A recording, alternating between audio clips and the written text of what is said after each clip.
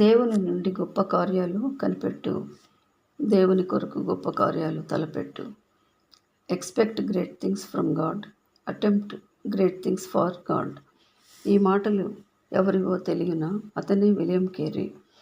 ఈయన ఇంగ్లాండ్ దేశంలో 1761 సంవత్సరంలో ఆగస్టు 17వ తేదీన జన్మించాడు. ఇతని తల్లిదండ్రులు ఎడ్మండ్ కేరీ, ఎలిజబెత్ కేరీ. చిన్నప్పటి నుండి కేరీ గారికి మొక్కలన్నా క్రొత్త భాషలు నేర్చుకోవాలన్నా చాలా ఇష్టంగా ఉండేది. విలియం కేరీ తన చిన్నతనంలోనే సాహసం తన జీవిత విధానం కావాలని ఆశించేవాడు. ఒకరోజు ఎత్తైన చెట్టు మీద నుండి క్రిందపడి తన పడక గదిలో ఒంటరిగా ఉన్నాడు. ఓ పక్షిగూడు అందుకోవాలని ఎంతగానో ప్రయాసపడ్డాడు. నిరుత్సాహం ఎరుగని ఈ బాలుడు గాయం తగిలినా కూడా లెక్క చేయక చెట్టుపైకి ఎక్కి ఆ గూడు చేరుకున్నాడు. దీని ద్వారా మనకేమి అర్థమవుతుంది? ఇతడు పట్టుదల కలిగిన వ్యక్తి. ఇతని చిన్ననాటి హీరో ఎవరో తెలుసా? భారతదేశానికి సముద్ర ప్రయాణం చేసి మార్గాన్ని కనుగొనిన కొలంబస్. విలియం కేరీ తన 12వ ఏట నుండి స్కూల్కి వెళ్ళడం మానివేసి చెప్పులు తయారు చేసేవాని వద్ద పనికి చేరాడు. దైవికమైన తల్లిదండ్రుల ద్వారా జాగ్రత్తగా మలచబడిన ఈ యవనస్తుడి జీవితం చెడు సహవాసానికి అలవాటైంది. కానీ తనతో పాటు పనిచేస్తున్న వార్ట్ అనే యువకుని మోడల్ లైఫ్ ఇతనిని ఆకర్షించింది. అతని జీవితం విలియం కేరీ హృదయాన్ని గుచ్చుతూ ఉండేది. ఒకసారి తను పనిచేసే దుకాణపు పెట్టెలో నుండి ఓ నాణాన్ని దొంగిలించి ఎంతో మానసిక వ్యధతో కృంగిపోయాడు. ఆ తర్వాత అతనిని ఒక పాస్టర్ గారు యేసుప్రభు దగ్గరికి నడిపించాడు. అది కేరీ జీవితంలో ఒక మైలురాయి అయినది. అతని చేతులు చెప్పులు కుడుతూ ఉండగా అతని కన్నులు తన ఎదుట ఉంచబడిన గ్రంథంలోని ప్రతి వరుసను చదువుతూ ఉండేవి. అలా ఆయన ఎంతో కృషి చేసి Latin, Greek, French, Italian, Dutch మొదలైన భాషలన్నింటినీ నేర్చుకున్నాడు.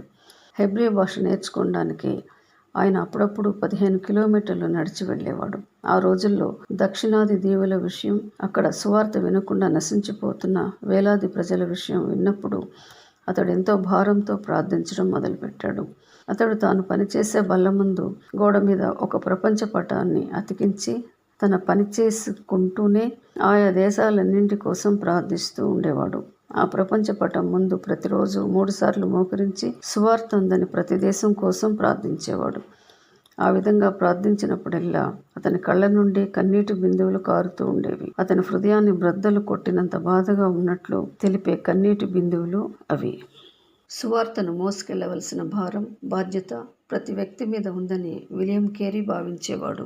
కేరీ యొక్క సాధారణ జీవితం, సువార్త ప్రకటన, పరిచర్యలో అతనికి దోహదకారిగా ఉండదని కొందరు తలంచేవారు. కానీ కేరీ మాత్రం తాను చెప్పులు తయారు చేసినా, బాగు చేసినా అది కేవలం జీవనోపాధియే కానీ అతని నిజమైన పని దేవుని రాజ్య నిర్మాణం అని దృఢంగా నమ్మేవాడు. దేవుని యొద్ద నుండి గొప్ప సంగతులే నిరీక్షించండి, దేవుని కోసం గొప్ప కార్యాలే చేయండి అనే నినాదంతో 32 సంవత్సరాల విలియం కేరీ 1793 జూన్ 13వ తేదీన అతని భార్య, 4 పిల్లలతో ఇంగ్లాండ్ నుండి భారతదేశం ప్రయాణమయ్యాడు. ఆ దినాలలో ఓడలో 4 నెలల కఠిన ప్రయాణం చేసి కలకత్తా చేరుకున్నాడు. ఆ ప్రయాణంలోనే బెంగాలీ భాష నేర్చుకుని కలకత్తాలో అడుగుపెట్టగానే బెంగాలీ భాష అనర్గళంగా మాట్లాడేవాడు. బెంగాలీ భాషలో సువార్తను చెప్పేవాడు కూడా. అలాగే హిందుస్థానీ, పార్సీ, మరాఠీ, సంస్కృతం కూడా నేర్చుకున్నాడు. విలియం కేరీ భారతదేశంలో గడిపిన మొదటి సంవత్సరంలోనే అతని యొక్క 5 ఏళ్ల కుమారుడు పీటర్ విషజ్వరంతో బాధించబడి మరణించాడు. కుమారుని మృతదేహాన్ని పాతిపెట్టడానికై గుంట త్రవ్వడానికి కూడా ఎవరు ముందుకు రాలేదు. ఆ సమయంలో విలియం కేరీ అనారోగ్యంతో ఉన్నాడు. అనారోగ్యంలో కుమారుని కోల్పోయిన దుఃఖంలో ఉన్న అతనే గుంట త్రవ్వి కుమారుని మృతదేహాన్ని పాతిపెట్టాడు. కుమారుని మరణం తర్వాత తన భార్యకు మతి చెలించి మానసిక వ్యాధికి గురైనది. ఎప్పుడూ ఏడుస్తూ కేరీ మీద కోపంతో అన్ని విసిరి కొడుతూ మిగిలిన పిల్లల్ని కూడా సరిగ్గా చూసుకోలేని స్థితిలోకి ఆమె వెళ్ళిపోయింది. జీవనోపాధికై కేరీ పనిచేస్తున్న ఇండిగో రంగుల కంపెనీ నష్టాలు రావడంతో మూసివేయబడినది. కేరీ తన జీవనోపాధిని కూడా కోల్పోయాడు. తన బైబిల్, క్రైస్తవ సాహిత్యము ముద్రించడానికై కేరీ స్థాపించిన ముద్రణాలయము ఒక అగ్ని ప్రమాదంలో కాలిపోయింది. ఇదే సమయంలో మతి స్థిమితం లేని అతని భార్య మరణించినది. కష్టాలన్నీ ఒక్కసారి విలియం కేరీపై విరుచుకుపడ్డాయి. అయినా కూడా దృఢ విశ్వాసంతో విలియం కేరీ ముందుకు సాగిపోయాడు. 7 సంవత్సరాలు శ్రమించిన తర్వాత కృష్ణపాల్ అను ఒక హిందూ సోదరుడు మారుమనసు పొందాడు. 1798 సంవత్సరంలో మరో 4 మిషనరీలు కూడా కలకత్తా వచ్చారు. వారందరూ సిరంపూర్ను కేంద్రంగా చేసుకున్నారు. 1800 సంవత్సరంలో విలియం కేరీ అతని తోటి మిషనరీలు కలిసి సిరంపూర్ కాలేజీ ప్రారంభించారు. ఈనాటికి ఈ కాలేజీ ఒక్కటే మన దేశంలో ప్రభుత్వంచే ఆమోదించబడిన వేదాంత విద్యకు సంబంధించిన డిగ్రీలను అందిస్తున్న కళాశాల. విలియం కేరీ ఎంతగానో శ్రమించి 22 సంవత్సరాలలో 26 సంఘాలు స్థాపించాడు. తన మరణానికి ముందు క్రొత్త నిబంధనను 43 భాషల్లోనికి ట్రాన్స్లేట్ చేశాడు. పూర్తి బైబిల్ను 20 భాషల్లోనికి ట్రాన్స్లేట్ చేశాడు. సతీ సహగమనం అనే దురాచారాన్ని తీవ్రంగా నిరసించి పోరాడాడు. పిల్లల్ని గంగానదిలో పడేయటం అనే దురాచారాన్ని కూడా నిరసించి పోరాడాడు. ఇతని కృషి ఫలితంగానే ప్రభుత్వం ఈ దుశ్చర్యలను నిషేధించింది. భారతదేశంలో న్యూస్ పేపర్ని ప్రారంభించాడు. బ్యాంక్ని ప్రారంభించాడు. బాలికలకు విద్యను ప్రోత్సహించాడు. వారి కొరకు స్కూల్స్, కాలేజెస్ ప్రారంభించాడు. ఇతను ప్లాంట్స్ని ఎక్కువగా ప్రేమించేవాడు. కలకత్తాలో మొదటిసారిగా బయోలాజికల్ గార్డెన్స్ని ఏర్పాటు చేశాడు. బెంగాలీ భాష కలిపి సంస్కృతంలో డిక్షనరీ వ్రాశాడు.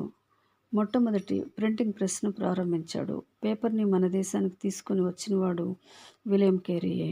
మన దేశంలో మొట్టమొదట ప్రింట్ అయిన పుస్తకం బైబిలే. ఈ గొప్ప మిషనరీ భారతదేశంలో 41 సంవత్సరాలు నివసించాడు. ఒక్కసారి కూడా ఇంగ్లాండ్ వెళ్ళలేదు. 1834 సంవత్సరం జూన్ 9వ తేదీన తన 74వ ఏట మరణించి భారతదేశంలోనే పాతిపెట్టబడ్డాడు. మోడర్న్ మిషన్స్ భారతదేశపు మిషనరీ ఉద్యమానికి పితామహుడు అని పిలుస్తారు. ఈయన నవభారత నిర్మాత, మాస్టర్ ఆఫ్ లాంగ్వేజెస్ అనే పేర్లు కూడా కలిగి ఉన్నాడు. ఇంగ్లాండ్లో ఒక టీచర్గా, బాప్టిస్ట్ సంఘ కాపరిగా పనిచేశాడు. భారతదేశానికి వచ్చిన తర్వాత భారతదేశానికి ఎనలేని సేవలను అందించి కృషి చేశాడు. భారతదేశం అతని సేవలను గుర్తించి ఆయన పేరుతో స్టాంపును కూడా ఏర్పాటు చేశారు. ఈ ఛానల్ మీకు నచ్చినట్లయితే లైక్ చేయండి, సబ్స్క్రైబ్ చేయండి, ఇతరులకు షేర్ చేయండి. దేవుడు మిమ్మల్ని ఆశీర్వదించునుగాక.